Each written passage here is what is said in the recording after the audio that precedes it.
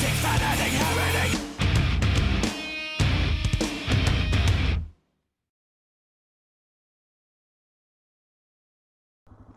everybody, welcome back. This is Dusty Skeeto again. Just rode in the rain this morning. I'm not sure how good this camera does with the rain, so hopefully this all comes out okay.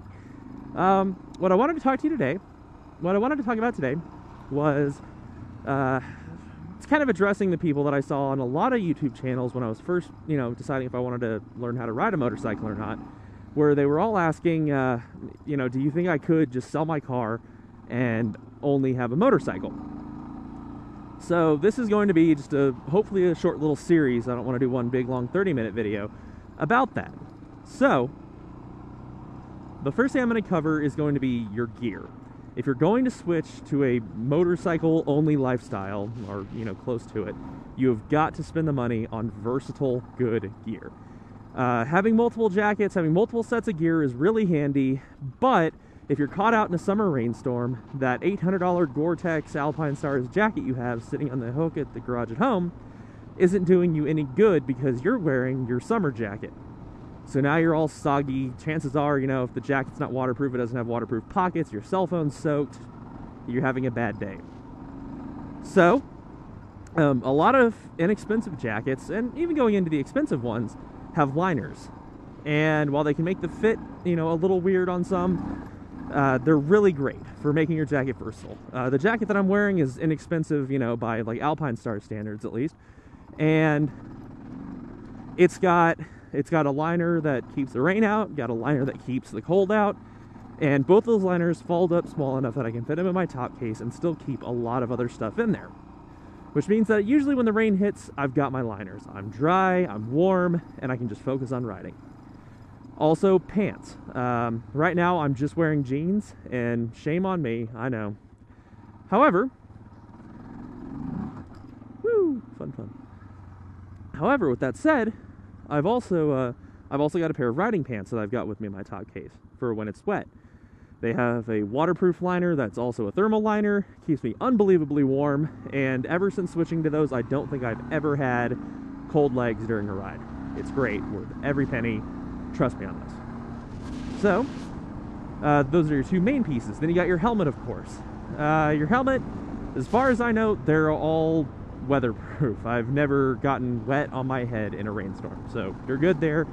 Pick one that is comfortable, though, because if you're wearing it every day, you don't really want to, have one that puts weird pressure points on your head.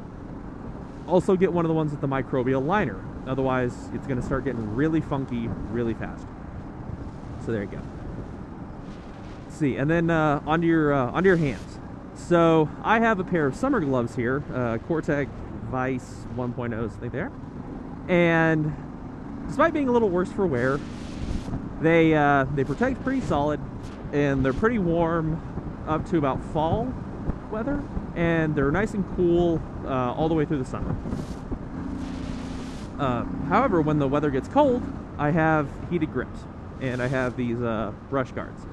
Now, the heated grips, they're not going to help you if it's wet out, but if it's just cold out, you can usually do pretty good just by holding onto the grips nice and tight and riding it out. The heated grips will really extend your riding season, and they're great for when you get just caught out. However, sometimes you do get caught out or it's wet, and for that you need winter gloves. I have Cortex Scarabs. They're gauntlet style, so they go up to about here on my jacket, and they keep the water out beautifully. I actually got rained on today on my way to work, and I did not get a single drop anywhere on my hands or anywhere where those gloves covered. And they've actually still got the injected molded knuckles. They've still got the sliders on the palm. They're great gloves. They're not expensive. And once I switched to those gloves with the heated grips, I have ridden down into temperatures where water was just freezing on the road in front of me, and my hands were still warm. So one of the last pieces of gear that I want to talk about is your boots. Now, I have like motocross style boots. There's some Thor boots that I bought for relatively cheap on clearance. As far as protection goes, they're great. However, they are not waterproof. They're not terribly warm, except in the summer when it seems like they've got an infinite amount of warmth. But they are very inconvenient to try to wear to work every day because it is impossible to get pants on over these stupid boots. So I have a pair of work boots that I bought at Walmart, and they were waterproof when I bought them. They are no longer waterproof because they've gotten caught on my my foot pegs, that kind of stuff. They're a little worse for wear. Sorry, but that's okay. So also, this is a big one. If you've ever ridden in cold weather, you know how cold your neck gets. I want to say it's Sedici brand or Built brand. Cycle Gear sells some stuff. It's Freeze Out, and it's kind of a weird neoprene kind of fabric. It's not bad, but it tears easy. I had some glove liners that ripped like 4 hours after I bought them. However, I did go to Walmart at one point, and it was in their winter clothes section, and it was just a neck warmer, basically. It's a relatively thin-feeling piece of felt-like cloth, and it has kept my neck warm in some crazy situations. I don't know how it does it, but I would highly recommend one. I think it's like their George brand or whatever Walmart's in-house kind of semi-fancy clothing wannabe knockoff stuff is, but it's great. I would very highly endorse that. And again, it's one of those when your extremities are tired, when you've got when your extremities are cold, excuse me, and you're only focused on how miserable and freezing you are, you're not going to focus on what's happening in front of you. It's going to be a lot harder for you to concentrate on stopping in time, giving enough room for the car in front of you.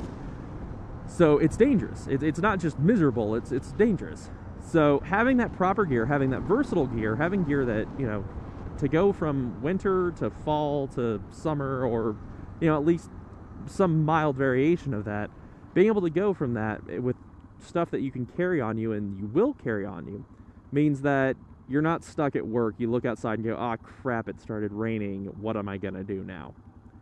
So that'll conclude the first part of this little series here. If you have anything else you'd kind of like to hear about as far as transitioning to using your motorcycle as your daily transport or only transport, leave it in the comments or send me a message, and I'll do my best to answer it on the next video. Thanks very much.